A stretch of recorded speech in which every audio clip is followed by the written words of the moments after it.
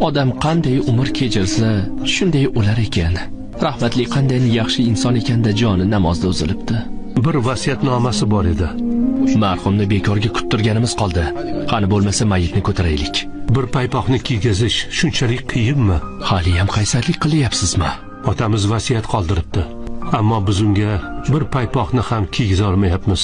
Buni qanday qabul qilay? Otang menga ham senga berishim uchun bir maktub qoldirgandi.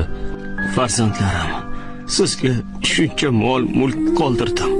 Ko'ryapsiz-ku, ketar choqim menga bir eski paypoqni kiydirishga ham izn berishmayapti. Bir kun kelib Alloh buyurgan payti siz ham meni shu holimga tushganingizda sizga ham kafandan boshqasiga izn berishmaydi.